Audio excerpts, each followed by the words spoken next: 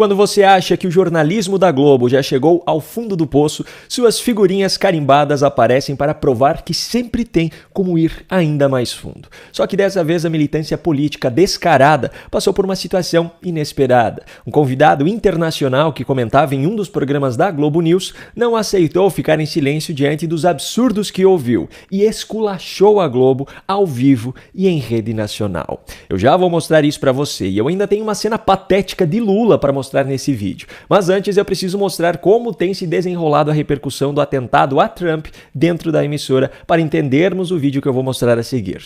Caso você não esteja por dentro do que aconteceu com Donald Trump nesse último sábado, eu publiquei um vídeo aqui no canal no domingo explicando aquilo que realmente aconteceu, mostrando vídeos que provam os fatos e confrontando isso com a forma como boa parte da imprensa brasileira noticiou.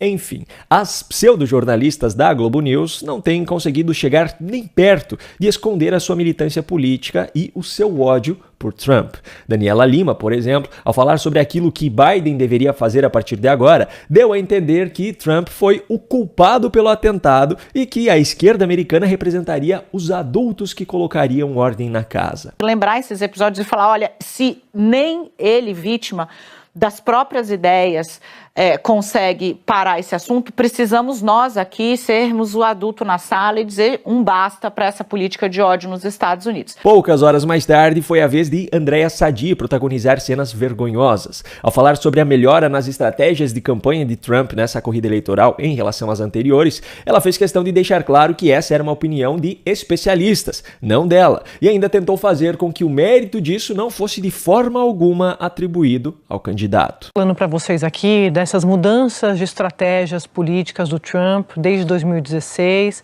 e hoje ele tem uma campanha mais profissional, segundo analistas, tá?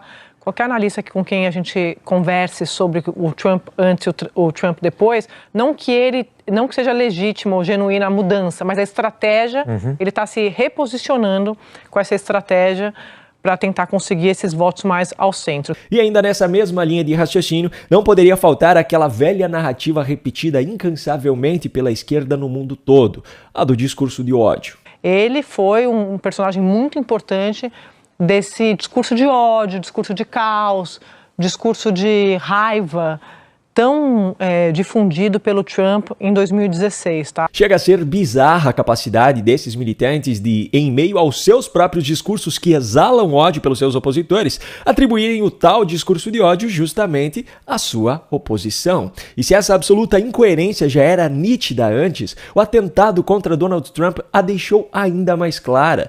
E esse foi mais um dentre tantos casos de atentados contra representantes da direita, ou que nem precisam ser de direita, mas que são considerados como inimigos pela militância de esquerda. O caso desse sábado foi mais uma evidência de quem são aqueles que estão realmente dispostos a tudo para atingir os seus objetivos. Só que, como você viu anteriormente, a militância de esquerda ainda tenta colocar a culpa do acontecido no suposto discurso de ódio que eles dizem ser da direita. Isso é tão ridículo quanto um estuprador que coloca a culpa na vítima pelo crime cometido. É uma negação absurda da realidade, é uma covardia, é uma completa falta de decência.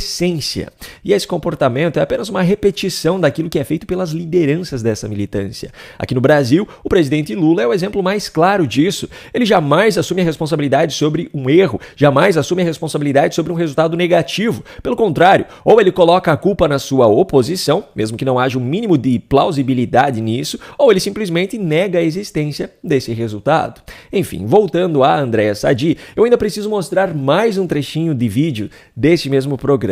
Ao fazer uma pergunta a um consultor de estratégia política convidado a participar do debate, ela falou, como sempre, em extrema-direita.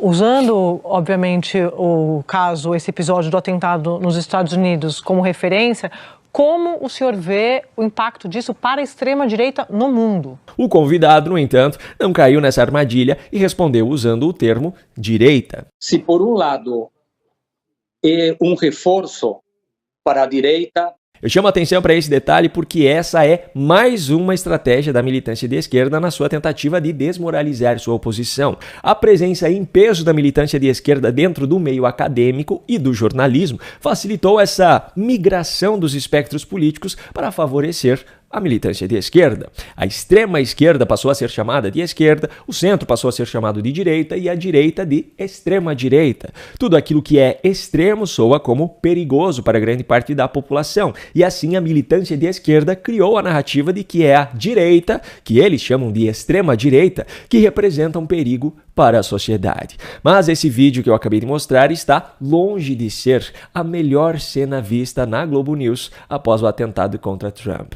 Ainda no domingo pela manhã, um dos programas da Globo News trouxe 2 convidados para participarem por vídeo do programa. O marqueteiro político Amaury Chamorro, que trabalha na campanha de um candidato do PSOL, e o analista político americano Brian Winter, que é o editor-chefe da America's Quarterly.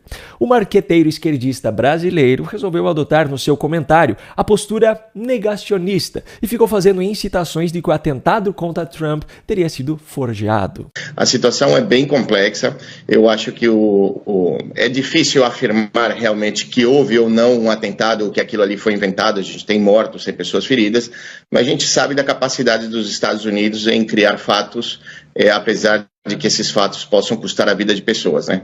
Tem o caso do Bolsonaro, que é o contrário, né? O caso do Bolsonaro, a facada ajudou a ele desaparecer, né? O desastre dele nas intervenções durante, por exemplo, os debates, ele foi muito favorecido pelo suposto atentado que ele sofreu. Agora o Donald Trump, imagina ele aparecer, inclusive, sem sequer um band-aid na orelha para mostrar que ele é praticamente invencível, ao contrário do outro que diz que é imbrochável. Agora, o que a gente precisa entender, eu acho que a diferença é o espetáculo que consegue ser, de alguma maneira, orquestrado. É impressionante a assertividade das fotografias que saíram a partir do atentado, o gesto do presidente Donald Trump, a atuação, inclusive, do serviço secreto. É muito estranho que ele está sendo muito questionado na sua atuação, não em ter evitado apenas o atentado, mas sim na forma de retirar o presidente durante do palco, né, e a proteção que deram e o espaço, deixaram ele levantar a mão, falar com o público diversas vezes, parar no meio de um atentado, no meio do atentado, né, que tinha acabado de acontecer, para que ele pudesse expressar. E também a atuação, de certa forma, do público no seu entorno. É um teatro perfeito, digamos. Só que o analista americano não ficou em silêncio diante das asneiras ditas pelo militante. Brian Winter pediu a palavra e protagonizou uma das cenas mais humilhantes da história da Globo. Brian, a gente viu que você pediu a palavra, por favor. Eu acho irresponsável falar desse atentado hoje como se fosse uma armação. Não acho digno de um veículo de qualidade como a Globo News. É quase impossível pensar nisso. Por favor, nem vou entrar nisso. Me surpreende ouvir isso num veículo como a Globo News. Gente, por favor. Não é o dia para fazer isso. Eu acho que é um dia mais para pensar no impacto político. Mas, por favor, não é o dia para esse tipo de especulação ridícula. Uma salva de palmas para esse comentário.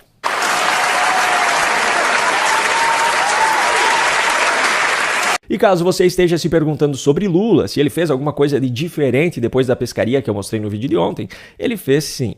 Lula recebeu o presidente da Itália, Sérgio Mattarella, em Brasília para assinatura de alguns acordos entre os dois países. Em seu discurso, Lula mostrou mais uma vez quais são as prioridades do seu governo. Eu acho que vale a pena registrar aqui, gente, que eu estou de púlpito novo. Por incrível que pareça, eu estava 1 ano e meio reivindicando um púlpito que tivesse um lugar para colocar um copo de água.